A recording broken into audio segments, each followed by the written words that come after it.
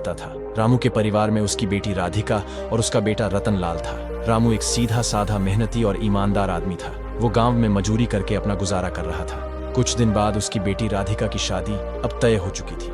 जब ये बात गांव के जमींदार को पता चली तो जमींदार सोचने लगा, अच्छा तो रामू की बेटी की शादी तय हो गई है। रामू ही अपने आप को रईस समझता है। सारे गांव ने मुझसे कर्ज ले रखा है, लेकिन रामू ही अकेला ऐसा आदमी है जिसने मुझसे कर्ज नहीं लिया। आज तक वह मेरे सामने कभी कर्ज मांगने के लिए नहीं आया। उसे इस बात का बहुत घमंड है। मैं भी देखता हूँ ये शादी कैसे होती है। अभी मेघा और बिल्ला को बुलाता हूँ। असल में मेघा और बिल्ला पुराने चोर थे और वह पैसों के लिए जमींदार के सभी उल्टे सीधे काम किया करते थे। जमींदार मेघा और बिल्ला को बुलाया। मेरी बात ध्यान से सुनो। पता लगाओ कि रामू ने अपनी बेटी की शादी के लिए जो जेवर बनवाए हैं कहाँ पर रखे हैं, और तुम दोनों जाकर उनको हर हालत में चुरा लो। कुछ भी करके मुझे वह जेवर चाहिए, नहीं तो तुम दोनों की खैर नहीं। तुम दोनों बिना काम किए वापस मत लौटना। मैं रामू को अपने पैरों पर गिड़गिड़ाते हुए देखना चाहता हूँ। वे दोनों कहने लगे, आप बिल्कुल भी चिंता मत कीजिए जमींदार जी, आज रात को ही आपका काम हो जाएगा। और फिर मेघा और बिल्ला दोनों रात को रामू के घर में चोरी करने के लिए घुस गए और मौका मिलते ही उसके सारे जेवर और धन चुरा लिया और वापस जमींदार के पास पहुंचे और कहने लगे, जमींदार जी ये लीजिए, हमने आपका काम कर दिया। यही है सारा धन और सारे जेवर। जमींदार सोचने लगा, अब देखता हूँ कि रामू अपनी बेटी की शादी कैसे करता है और मेरे पास कैसे नहीं आता है। अपने आप को बड़ा रईस समझता है, अब तो उसे मेरे पास आना ही पड़ेगा।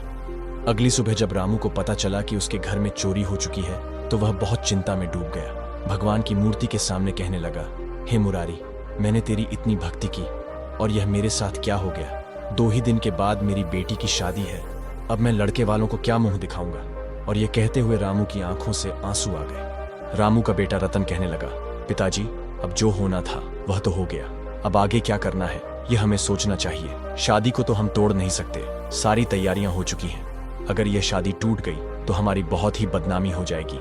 मुझे तो लगता है कि आपको जमींदार से कुछ रकम उधार में ले लेनी चाहिए ताकि हम राधिका की शादी आराम से कर सकें। बाद में हम कुछ ना कुछ करके सारा कर्जा चुका ही देंगे। अभी हम लोगों को सिर्फ शादी के बारे में ही सोचना चाहिए। रामू बोला, हाँ बेटा तुम बिल्कुल ठीक कहते हो, मैं अभी जमींदार साहब के पास जाकर कुछ पैसे कर्ज लेकर आता हूँ। यह कहकर रामू जमींदार के पास जाने के लिए घर से निकल गया। जमींदार रामू को अपने घर पर आता हुआ देखकर कहने लगा, आओ रामू आओ, कैसे आना हुआ, सुना है तुम्हारी बेटी की शादी तय हो गई है। रामू ने कहा, मालिक हुई तो है लेकिन एक अनर्थ हो गया। कल रात को मेरे घर पर चोरी हो गई और जितने भी जेवर और पैसे थे वह सब चोर उठाकर ले गए।